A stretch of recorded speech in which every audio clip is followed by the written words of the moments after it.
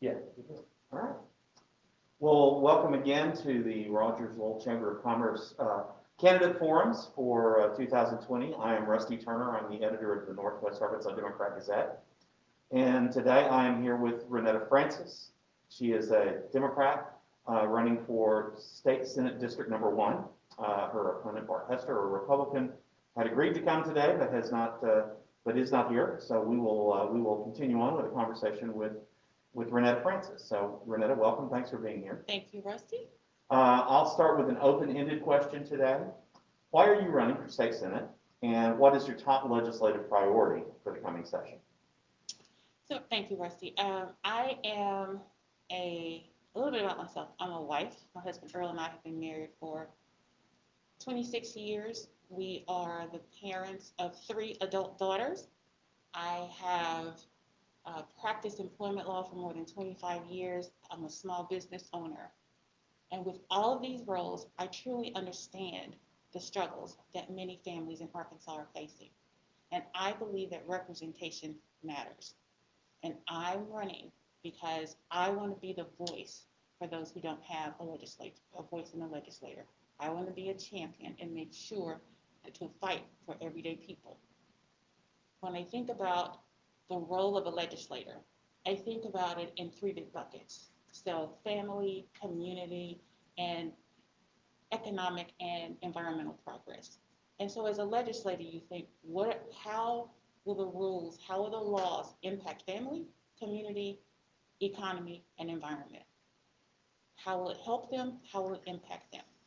And so when I think about legislative priorities, what I'd like to do first, one of the things would be making sure that the bipartisan bill for the hate crimes bill gets passed. I think it is incumbent upon Arkansas to make sure that we show ourselves to be welcoming, that we show ourselves to embrace inclusivity.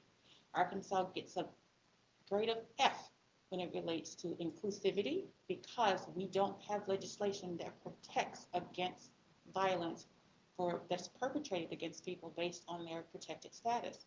We've got to make a difference. And I know Arkansas is ready for it because we saw a grassroots uprising of our community in support of racial justice, in support of doing the right thing and fairness. And so I know that having a bill that provides protections for victims of crimes that are perpetrated because of their protected status is what Arkansas is looking for. The other legislative priority would be to gun sense legislation. We've got to make sure 80% of Arkansans are in favor of gun sense legislation. I'm not talking about a repeal of the Second Amendment. I'm not talking about taking away any guns. I'm talking about making sure we have the guidelines in place so that folks who don't need access to guns, like domestic violence perpetrators and offenders, and loopholes that people can squeeze through that shouldn't have access to guns don't get the access to guns. And I think my third priority would be ensuring that there's a minimum standard of habitability for tenants. Arkansas is the only state that does not have such legislation, and it is abysmal. And I know that the legislature has had these opportunities to do so in the past, and lobbyists and legislators who are in the pockets of lobbyists or whatever have voted against it.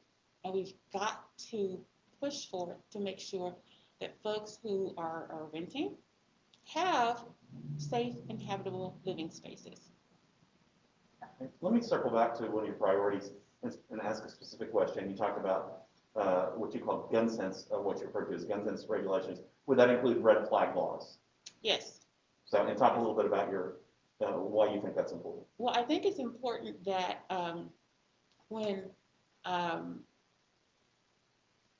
we talk about red flag laws, those that are that should not have access to guns, there should not be a loophole that allows them to have access to guns because there was a delay in processing their application, and that's what we saw in North Carolina. And we've got to make sure that we have a tight and integrated system to promote the safety and well-being of everyday citizens. I'm going to move on to a different topic, and I'm going to ask you what your evaluation is so far of the state's response to the coronavirus pandemic, and if there's anything you would have preferred to see done differently. So overall, I would say, well, first off, before I say that, I just have to recognize the fact that this is a global public health crisis that America has not had to deal with unprecedented times in over 100 years, not in our lifetime for sure. Nearly 200,000 Americans have perished. 1,200 Arkansans have perished. This is a public health crisis. And so when we talk about what could have been done differently, it's unprecedented times. And so I applaud the governor for assembling the advisory committee. I applaud him for the mask mandate. I applaud him for the social distancing. I, as a legislator, would have advocated that the reverse order of some of those things have happened. I would have preferred that the mask mandate and the social distancing aspects, guidelines, come earlier rather than 3 to 4 months later. Then the state of emergency was declared on March 11th. The mask mandate wasn't issued until mid-July. We could have probably saved more lives. So what would I have done differently? I would have elevated the creation of the Medical Advisory Committee, and doing so to study how we could have blunted or even stopped the transmission of the coronavirus, instead of creating a commission that was designed to study what we would do after the peak of coronavirus, right? I would have made sure that we were addressing the needs of our underrepresented communities, making sure we were eliminating language barriers, making sure that they had access to the information and outreach translated immediately into their languages so that they understood what was happening sooner, that they had access to treatment and to testing sooner, and that they understood exactly what preventive measures they could take to help stop and prevent the spread of the coronavirus. The other thing I would have done is had tremendously more oversight over the Ready for Business program, that grant program of $15 million that was exhausted in 30 minutes, did nothing to provide relief for small businesses that had to shut down, for solo practitioners who had to either close their shops for a little bit or shut down completely. We needed to be making sure that we're protecting essential workers as well. So those are some of the things I would have done differently, but I recognize that the governor exercised his executive powers. I applaud him for that. Unprecedented times, we needed the leadership. I just would have preferred that the social and health aspects took precedence over the monetary. Okay. You touched on this just a little bit, but let me specifically ask you about it. There's been some criticism of the governor and the state health department that it had overstepped its authority, and the governor had overstepped his authority during the state of emergency. Do you agree with that or disagree, and why not? I do not agree that he overstepped. As I mentioned before, I think he could have acted probably a bit more aggressively and a lot sooner.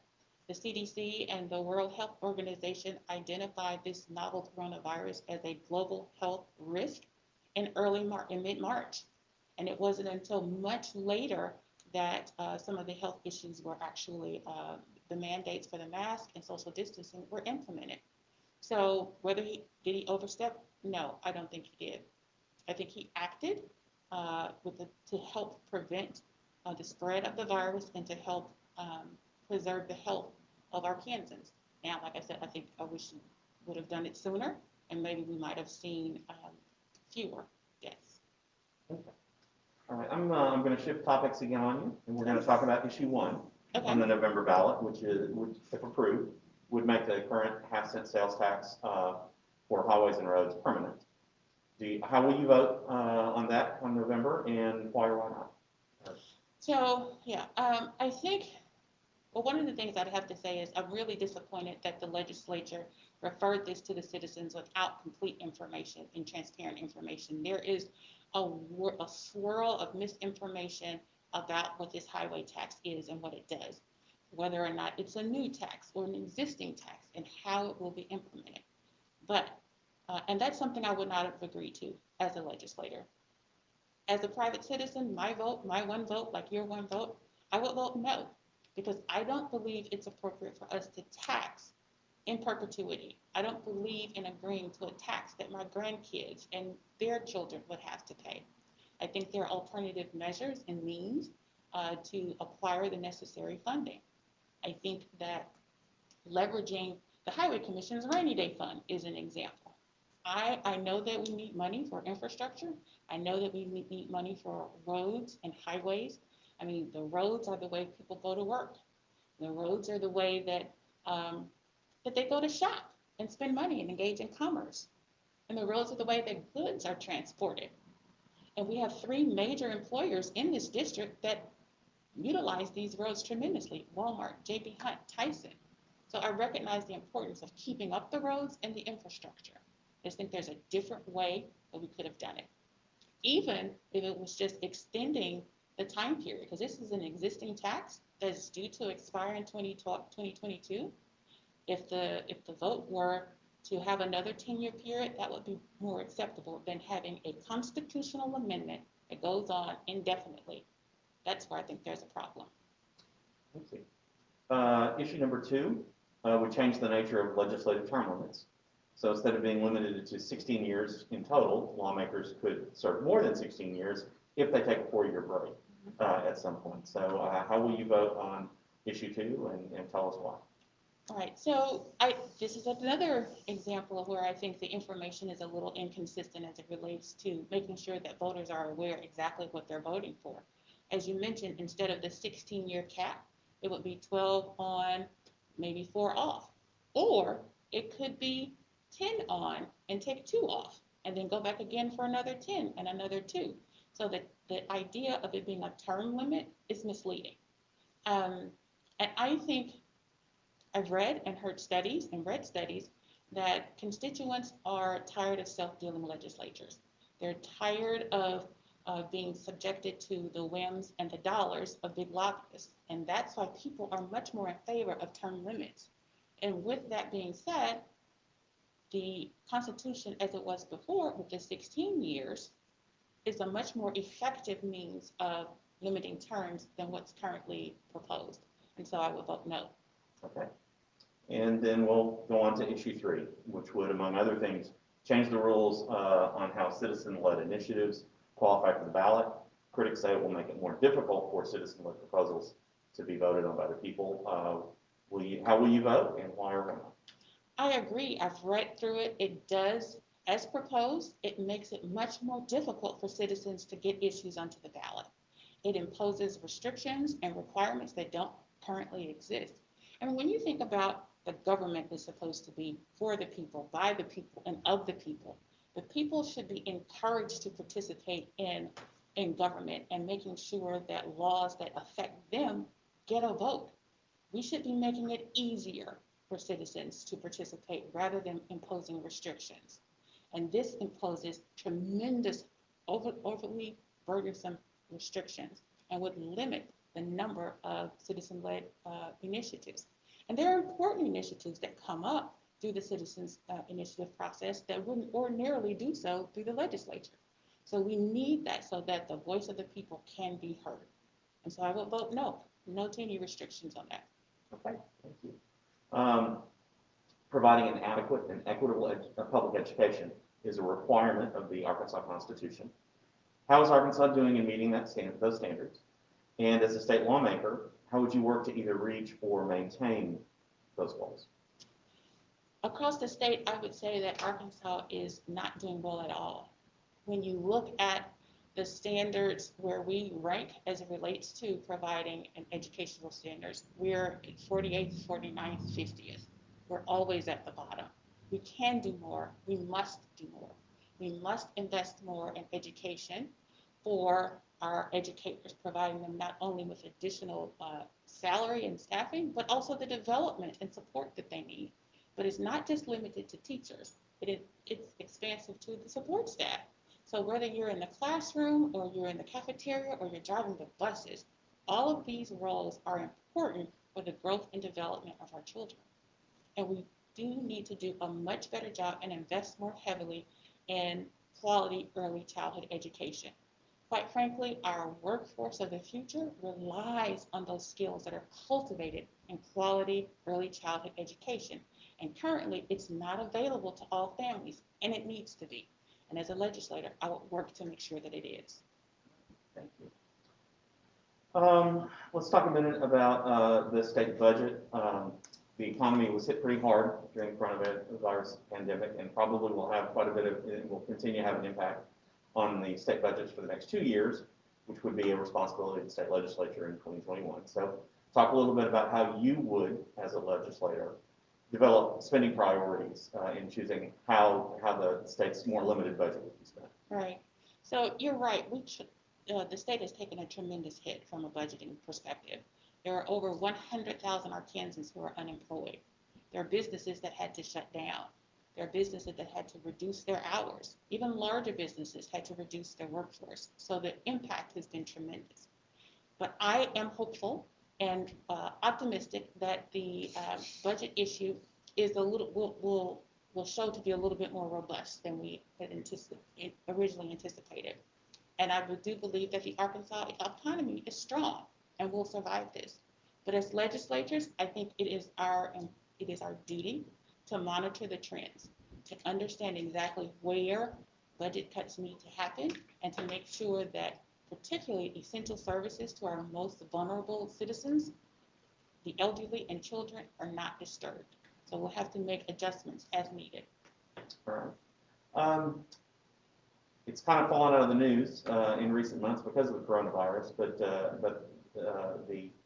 the abuse of opioids has been a real problem in many communities, including those in Arkansas over the years, and we haven't talked much about that in the last 6 months because of this other health crisis we've been enduring. But talk a little bit about the legislature's role in helping communities deal with opioid abuse and opioid overdoses.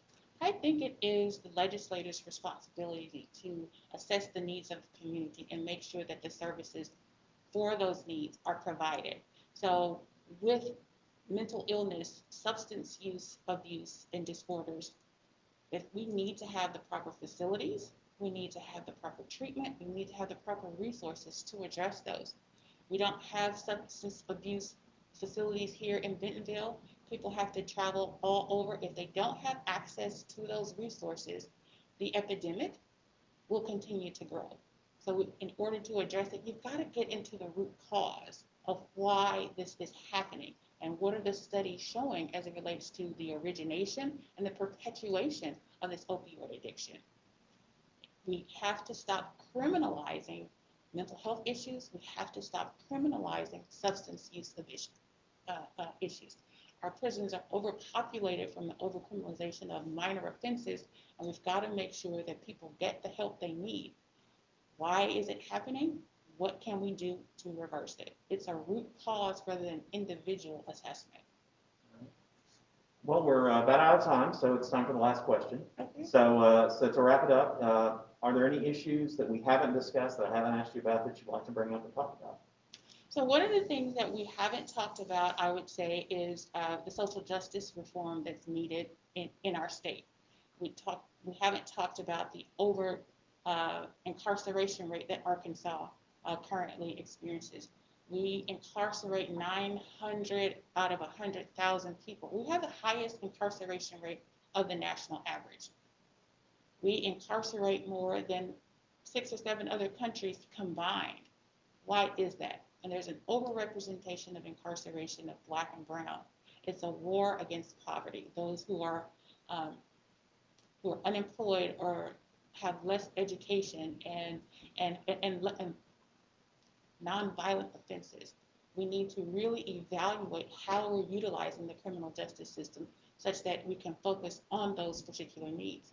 Let's stop criminalizing mental health issues. Let's stop criminalizing, like I said, social issues. We need more social workers. We need more mental health facilities. We need more resources to take away from what we've been calling law enforcement to do. And when we do that, then we free up, we invest more in the community, invest more in education, invest more in employment training, vocational training, to ensure that folks have the resources and the skills they need to be successful, to be productive, and to break that systemic cycle of oppression. All right. Well, thank you very much. This is again Ronetta Francis. She's the Democrat running for State Senate District 1. Her opponent is Bart Hester, a Republican, who did not join us today. I want to thank you all for listening. Again, I'm Rusty Turner from the Northwest Arkansas Democrat-Gazette, and on behalf of the Rogers-Lowell Chamber of Commerce, thanks for listening.